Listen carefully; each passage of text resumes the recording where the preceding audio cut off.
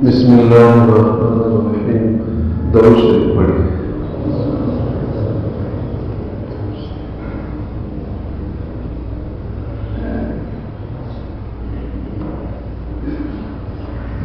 رمضان سے ایک دن پہلے یعنی شعبان کی آخری تاریخ کو رسول اللہ صلی اللہ علیہ وسلم صحابہ کرام رضوان اللہ علیہم اجمعین کو ایک خطبہ ارشاد فرماتے تھے، جس میں آپ رمضان سے متعلق ان کو ہدایات ارشاد فرماتے تھے.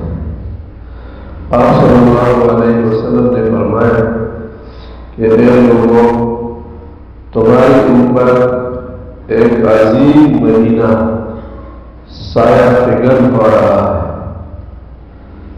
عظیم مہینہ یعنی جس کے لمحات بہت بڑے ہیں، عام مہینوں کی طرح نہیں ہے، بلکہ اس کے اوقات اور اس کے ساعات بہت قیمتی ہیں اور برکت والا مہینہ ہے، جس میں اللہ تعالیٰ لوگوں کی عبادات کا وزن بڑھا ہے. نفل نماز، نفل عبادت کرنے والے کو ایسا ثواب ملتا ہے جیسے کسی نے فرض عبادت کیا، اور فرض عبادت کرنے والے کو ایک فرض کے بدلے 70 فرضوں کا ثواب دیا جاتا ہے. اس مہینے میں ایک رات ہے جس میں پھر اور بھی عبادات کا وزن بڑھ جاتا ہے. لیلۃ القدر اس کو کہتے ہیں، خیر من الف شہر. یہ ایک رات 80 سال کی عبادت سے زیادہ بہتری رکھتا ہے. یعنی اس رات میں اگر ایک آدمی عبادت کرتا ہے، نفل پڑھتا ہے، ذکر کرتا ہے، صدقہ دیتا ہے، واضح نصیحت کرتا ہے، کوئی بھی خیر کا کام کرتا ہے، وہ ایسا مثال رکھتا ہے جیسے 80 سال سے بھی زیادہ ایک آدمی نے یہ کام مسلسل کیا. اتنا بڑا مہینہ ہے. یہ ہمدردی کا مہینہ ہے. آپس میں لوگ ایک دوسرے کے ساتھ ہمدردی کرتے ہیں اور صبر کا مہینہ ہے. اپنے خواہشات کو لوگ دباتے ہیں. ساتھ میں یہ مہینہ مسلمانوں کو اللہ تعالیٰ کی طرف سے ایک خصوصی انعام کے طور پر ملتا ہے. اس مہینہ کو اگر ہم صحیح طریقے سے وصول کریں تو اللہ سے امید ہے کہ ہمارے باقی 11 مہینے عافیت کے ساتھ اور خیر کے ساتھ گزریں گے. اس مہینے میں ایمانی اور روحانی استعداد بڑھانے کا اور ایمانی اور روحانی ترقی کا بہت بڑا موقع ملتا ہے مسلمانوں کو. جیسے زمینداروں کے کاشت کرنے کا اپنا ایک موسم ہوتا ہے، اس میں اگر وہ تخم کاشت کرتے ہیں تو وہ جلدی اگ جاتا ہے. اسی طرح اس مہینے میں آدمی تھوڑا محنت کرے، اس کا صلہ بہت ملتا ہے. ایمان کی پختگی نصیب ہوتی ہے اور روحانی ترقی حاصل ہوتی ہے. اللہ تعالیٰ کا فضل ہے کہ یہ مہینہ انشاءاللہ اگر آج شام دیکھا گیا تو کل انشاءاللہ پہلا روزہ ہوگا، اور اگر آج کسی نے چاند نہیں دیکھا تو پھر جمعہ کے دن سے ہمارے رمضان المبارک کا پہلا روزہ ہوگا. اللہ تعالیٰ ہمارے لیے یہ مہینہ جیسے کہ برکت والا ہے، ہمیں اس سے پوری برکات حاصل کرنے کا توفیق بھی عنایت فرمائے. اس مہینے میں عام طور پر تقریباً بہت سے لوگوں کو نیکیوں کی طرف رغبت حاصل ہوتی ہے، کیونکہ اللہ تعالیٰ ماحول ایسا بناتے ہیں، شیاطین کو اللہ تعالیٰ مار دیتے ہیں. ہمارے لیے گناہ کا ایک بہت بڑا سبب شیطان کا وسوسہ ہوتا ہے. وہ ہماری لیے چیزوں میں خوبصورتی کا لیبل لگاتے ہیں یا لذات کا لیبل لگاتے ہیں. زین للناس حب الشہوات، وہ خود نہ لذیذ ہوتا ہے نہ حسین ہوتا ہے. لیکن شیطان جادوگر ہے، جادوگر سحر کرتے ہیں ہماری اوپر، ہمارے دماغ میں وسوسے ڈالتے ہیں کہ یہ بہت خوبصورت چیز ہے، اس کی طرف دیکھو آپ کو نظر آ جائے، اور یہ بہت لذیذ چیز ہے، اس کو تھوڑا کھاؤ، اس سے آپ کو بہت لذت آ جائے گا۔ وقتی طور پر تو آ جاتا ہے، لیکن انسان کو بعد میں پتہ چلتا ہے جب وقت چلا جاتا ہے۔ تو شیطان کو اللہ تعالیٰ بتا دیتے ہیں کہ ہمارے لیے بہت موقع مل جاتا ہے شیطان سے ہم محفوظ ہو جائے۔ ان شیطان لکم عدو فاتخذوہ عدوا، یہ تو ہمارا دشمن ہے۔ اب اگر دشمن کسی کو، کوئی دشمن کسی کو باندھ دے تو پھر اس پر قابو پانا آسان ہو جاتا ہے۔ دوسرا یہ کہ اللہ تعالیٰ کی طرف سے فرشتوں کا اس مہینے میں زیادہ نزول ہوتا ہے، روحانی ماحول ہوتا ہے، جہاں فرشتے زیادہ ہوتے ہیں۔ انسان خود آپ نے دیکھا ہوگا، بہادر آدمی کے ساتھ آدمی بیٹھتا ہے تو اپنے آپ کو بہادر سمجھتا ہے۔ رات کے اندھیرے میں بعض لوگ بہت ڈرپوک ہوتے ہیں، اکیلے میں کسی جگہ نہیں جا سکتے، لیکن جو بہادر آدمی ہوتے ہیں اس کے ساتھ جب چل پڑتا ہے تو اپنے آپ کو بہادر سمجھتا ہے۔ وہ خود بہادر نہیں ہوتا، وہ بہادر آدمی کا سایہ ہوتا ہے، ہم سایہ کہتے ہیں، فلاں آدمی پر سایہ کر دیا ہے۔ اسی طرح فرشتوں کا ہی کیا ہوتا ہے، ایک سایہ ہوتا ہے، روحانی ماحول ہوتے ہیں۔ مساجد میں کیا ہوتے ہیں، فرشتے ہوتے ہیں، تو یہاں پر لوگوں کو نیکیوں کی رحمت ہو جاتی ہے۔ تو الحمدللہ زمانہ بھی برکت کا ہے اور مکان بھی برکت کا ہے۔ آپ خانقاہ میں رہے ہیں، مسجد کے اندر ہے، دارالایمان ہے، یہاں پر تعلیمات ہوتے ہیں، معمولات ہوتے ہیں، تو ہمارے لیے اللہ تعالیٰ کی طرف سے بہت بڑی نعمت ہے۔ لوگوں کو نیکیوں کی رغبت ہو جاتی ہے اور کثیر تعداد میں، بڑی مقدار میں رمضان کے مہینے میں لوگوں کو عبادات کی توفیق ہو جاتی ہے۔ بعض ایسے لوگ بھی ہوتے ہیں جو رمضان کے علاوہ فرض نماز میں بھی سستی کرتے ہیں، لیکن رمضان کے مہینے میں وہ نوافل میں بھی وہ کوشش کرتے ہیں، تراویح پڑھتے ہیں، تہجد کے لیے ہوتے ہیں، اشراق کرتے ہیں۔ یہ تو اللہ تعالیٰ ہم سب کو نصیب فرمائے کہ ہم رمضان کے مہینے میں بھرپور طریقے سے جتنی زیادہ نوافل ہو، تلاوت ہو، ذکر و اذکار ہو، یہ ساری چیزیں ہم کو نصیب ہو۔ ساتھ ساتھ ایک چیز کا بہت زیادہ خیال رکھیں، اپنی اعمال کی تصحیح کا اور اپنی نفس کی اصلاح کا، یہ ہمارا مد نظر ہے۔ بہت بڑا عمل ہو لیکن اگر وہ صحیح نہ ہو تو اس کا اتنا فائدہ نہیں ہوتا۔ ہاں میاں سے پشتو کی ترجمہ پشتو والا پر نہیں جیسے صحیح صحیح کون سی بات کے ساتھ ساتھ، یعنی اگر ایک عبادت بہت بڑی ہے لیکن صحیح نہیں ہے، اس کی اتنی وجہ نہیں ہوتی۔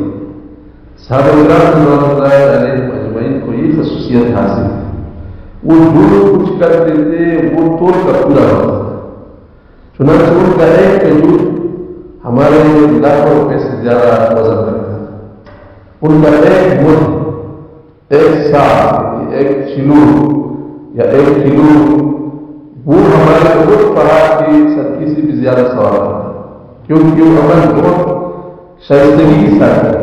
عمل کے لیے جو چیزیں درکار ہوتی ہے، اس کا ظاہر کا بھی صحیح ہو اور اس میں اخلاص بھی مضبوط ہو، سنت کے مطابق ہو، موقع محل کے مناسب ہو، یہ ساری چیزیں جمع ہو جائے تو عمل بہت وزنی ہو جاتا ہے۔ اس لیے ایک یہ کوشش کرے کہ عمل صحیح ہو، اور ساتھ ساتھ نفس کی اصلاح کا انتہائی خیال۔ یہ نفس بڑا شریر ہے ہمارے اپنے جسم کا حصہ، لیکن یہ چھوٹے بچے کی مانند ہے۔ ان النفس لامارۃ بالسوء، جس طرح چھوٹا بچہ لذائذ کا لالچ کرتا ہے، میٹھی چیزوں کا، اس کو یہ پتہ نہیں ہوتا کہ یہ بھی چیز میرے لیے مثلا کسی ڈاکٹر نے بچے کے بارے میں تجویز کیا ہے کہ گڑ کھانا اس کے لیے مہلک ہے، اگر اس نے گڑ کھایا آ جائے گا، لیکن بچہ پھر بھی کیا کرتا ہے، گڑ کا کھا لیتا ہے، روتا ہے، چیختا ہے، جب تک اس کو گڑ نہیں ملتا تب تک اس کو کھلا ملتا ہے۔ ہمارا مطلب بالکل اسی طرح ہے، یہ لذائذ کا جاری ہے، جب تک اس کو لذت نہیں ملتا وہ کسی بھی چیز کے ساتھ اس کا دل صرف اس کے ساتھ لگتا ہے، لذت کے ساتھ۔ آنکھوں کی لذت ہے، کانوں کی لذت ہے، زبان کی لذت ہے، ہاتھ پاؤں کی لذت ہے، یہ لذائذ سے پیچھے پڑتا ہے۔ بس جہاں لذت ہوتا ہے نفس وہاں کیا کرتا ہے، وہاں بھاگتا ہے، انجام نہیں ہے کہ میں نے آنکھوں کی لذت حاصل کی، اس کا کتنا بڑا نقصان ہے۔ یہ براہ راست میری ایمان پر کیا ہے، ضرب ہے۔ کانوں پر لذت حاصل کیا، وقتی طور پر گانا سنا، اس کا نقصان کتنا ہے، اس سے میرا ایمان کا نقصان ہوتا ہے۔ شیخ الحدیث مولانا زکریا رحمۃ اللہ علیہ فرماتے ہیں کہ اہل سنت والجماعت کا عقیدہ یہ ہے کہ گناہ کرنے سے آدمی کافر نہیں ہوتا، یہ ہمارا عقیدہ ہے۔ لہذا دو قسم کے مسلمان ہیں، ایک گناہ گار اور ایک نیکوکار۔ مسلمان بھی ہوتے ہیں، گناہ بھی کرتے ہیں، ضروری نہیں ہے کہ ایک آدمی گناہ کرے گا تو مسلمان نہیں ہوگا، بلکہ مسلمان ہونے کے ساتھ ساتھ گناہ گار بھی ہوگا۔ لیکن وہ فرماتے ہیں کہ گناہ کی نحوست یہ ہے کہ جب آدمی اس سے روکتا نہیں ہے تو یہ بالآخر ایمان کے زوال کا سبب بن جاتا ہے۔ یعنی بار بار گناہ کرنے سے ایمان کیا ہوتا ہے، کمزور ہوتا ہے، پھر آخر کا سبب ہو جاتا ہے۔ تو ہمارا نفس اپنی لذتوں کا حاصل کرنے کی وجہ سے ہمارے ایمان کا نقصان کرتا ہے۔ اللہ تعالیٰ ہم سب کو بچائے، اس لیے نفس کو سدھارنا یہ فرض ہے، ہر کسی پر فرض ہے کہ وہ اپنے نفس کو لگام دے اور اپنے نفس کو قائم کرے۔ الکیس من دان نفسہ، رسول اللہ صلی اللہ علیہ وسلم نے فرمایا عقل مند وہ ہے جو اپنے نفس کو قائم کرے۔ نفس تقاضا کرے گے لیکن تم اس کو لگام دیں گے، یہ آپ کی عقل مندی ہے۔ نفس کے تقاضے یہ بے وفا محبت ہوتے ہیں، جلدی ختم ہوتے ہیں۔ یہاں پر نوجوان بھی ہے، سفید ریش بھی ہے۔ ایک زمانہ موسم پر وہ گزرا ہے جس میں 5، 6، 7 سال کی عمر میں ہم تھے۔ اس زمانے میں ہماری کیا خواہشات تھی، بلوری کہتے ہیں ہمارا خواہش، بلوری ہے ہاں، کیا چھلنے، ہاں بال تھے بال۔ اب چھوٹے بچے ان کی سب سے بڑی خواہشیں ہوتی ہیں کہ وہ بال کے کھیلیں صبح سے شام، اگر وہ اس کو منع کرتے ہیں چیختے ہیں، چلاتے ہیں۔ اب ہم بال کے کھیل میں کیا سمجھتے ہیں، اب اس کا سمجھتے ہیں۔ کوئی سمجھدار آدمی اس زمانے میں کیا نہیں کرے گا، ہاں اگر ایسا ہے کہ نوجوان ہے لیکن دماغ اب بھی بچوں کا ہے تو پھر جوانی میں بھی باتیں کریں گے، لیکن تھوڑا آ جائے گا تو بال کے کھیل اس کو فضول لگے گا، کیا اپنا وقت ضائع ہے۔ اسی طرح ہمارا ایک زمانہ جوانی ہے۔ اب جو جوانی میں ہے وہ تو اس حالت سے گزری نہیں ہے، ان کو زیادہ پتہ نہیں ہے۔ جو اس حالت سے گزرے آپ سفید کے ساتھ تھوڑا بیٹھ کر اپنی جوانی کا کارگزاری سنیں، وہ آپ کو بتائیں گے کہ ہم نے کیا فضول وقت گزارا، کبھی بالوں کو اس طرح کرتے ہیں اور کبھی بٹن اس طرح باندھتے ہیں، کبھی کپڑوں میں کیا ہوتے ہیں مشغول ہو جاتے ہیں، دکان میں جاتے ہیں گھنٹے گھنٹے، کپڑوں کی ڈیزائن کیا نہیں ہوتی، وہ سیل نہیں ہوتی، یہ والا ڈیزائن ہونا چاہیے، یہ والا ڈیزائن ہونا چاہیے۔ جوتوں میں کیا کرتے ہیں، رات دن اسی میں گزارتے ہیں، اس طرح کا جوتا اچھا لگتا ہے، پھر دوسرے دن دوسرا جوتا اچھا لگتا ہے، گاڑی اس طرح کی ہو، گھر اس طرح کی۔ یہ جوان کی کیا ہے خواہشات، یہ گزر جاتے ہیں۔ جب بال سفید ہو جائے اور آخر کا فکر سوال ہو جائے، جب پاؤں کمر کے نیچے لٹک جائے اور آدمی کو اس دنیا کے حالات تھوڑا تھوڑا معلوم ہونا شروع ہو جائے تو یہ جوانی سے کیا کرتا ہے، جوانی کے زمانے کا افسوس کرتا ہے، روتا ہے کہ ہم نے کیوں اس طرح کی جوانی گزاری۔ یہ تو ہمارے لیے آئندہ کا بڑا سفر باقی ہے۔ پھر بڑھانے کے اپنے تقاضے ہوتے ہیں. جب آدمی برا ہوتا ہے حدیث مبارکہ میں ہے کہ آدمی میں حرص بڑھ جاتا ہے. میری جائیداد زیادہ، بڑے بڑے اطلاع، میری اولاد زیادہ، میری شہرت زیادہ. لیکن جب آدمی بند ہو جائے آدمی بڑھ جاتا ہے، پھر سارے تقاضے ختم ہو جاتے ہیں. کسی کو آپ نہیں دیکھا جو قبر کے اندر بانٹے کھیلنے کا شوق رکھتا ہے، یا قبر کے اندر اچھے کپڑے پہننے کا شوق رکھتا ہے، یا بڑے پلانوں کا شوق رکھتا ہے. یہ سارے شوق پہ کہاں ختم ہوتے ہیں؟ زمین کے اندر ختم ہو جاتے ہیں. لہٰذا اس کو مقصد نہ بجائے خواہشات، اس سے نکلنے کی کوشش کریں. اللہ سے دعا کریں، اے اللہ ہمیں نفس کے شرارت سے محفوظ رکھیں. یہ بڑا خطرناک ہے، یہ بڑوں کو گرا دیتا ہے. یہ نفس کی خواہشات یہ بڑوں کو گرا دیتا ہے. تو اس کی اصلاح کی فکر ضروری ہے. اس کے لیے کچھ کام ہم کریں گے انشاءاللہ تو اللہ تعالیٰ ہمارے لیے آسانی فرمائے گا. پہلا کام یہ کریں، اپنے نفس کو سمجھانے بجھانے کی عادت بنائیں. افہام تفہیم. چھوٹا بچہ ہے، اب چھوٹے بچے کو اگر آپ سمجھائیں بیٹا یہ کام نہ کرو، اس سے آپ ایسا ہو جائے، یعنی جو اس کی استعداد کے مطابق جن چیزوں کو سمجھتا ہے بیٹا جن چیزوں کو سمجھتا ہے. نفس کو بھی اپنے حد کے مطابق سمجھاؤ. کبھی کبھار بیٹھ کر اپنی گناہ میں اپنے آپ کے ساتھ یہ مذاکرہ کرو کہ تم نے آج یہ گناہ کیا، اس سے تمہارا کیا فائدہ ہوگا، کیا نقصان ہوگا. آج کل شعور کا زمانہ ہے، لوگ چھوٹی چھوٹی چیزوں کا حساب کتاب کرتے ہیں. 1 لاکھ روپے کا دکان بناتے ہیں، پھر مہینے میں قلم لے کر کاغذ پر اس پوری دکان کا حساب کرتے ہیں. میں نے 1 لاکھ میں کتنا نفع کیا اور کتنا نقصان کیا. تو ہم کیوں اپنی زندگی کا حساب نہیں لیتے؟ نفس کو سمجھاؤ، یہ کام نہ کرو، اس سے آپ کا نقصان ہو گا، یہ کام نہ. ترغیب اور ترغیب. قرآن مجید کی آیات کو پڑھ کر اللہ تعالیٰ کے احکامات کو سنا کر یا اپنے اکابر کے حوالے دے کر اس حالت کیسی زندگی گزاری وہ اب جنت میں ہوگی. فرعون اس طرح زندگی گزارا، ابھی نہ کام. تو آج سے اس لیے ہوتا ہے خود اپنے آپ کو واسطہ. ایک طریقہ تو یہ اپنے آپ کو سمجھانے کی عادت بنائیں گے، انشاءاللہ آپ کے لیے آسان ہو جائے گا. چھوٹے بچے کے گلا سمجھائیں گے سمجھتا ہے. دوسرا کام مجاہدہ. بعض بچے ہوتے ہیں وہ سمجھانے سے نہیں سدھرتے، وہ بڑے شرائطی ہوتے ہیں، تو پہلے ان کو ایک دفعہ نصیحت کرنا پڑتا ہے.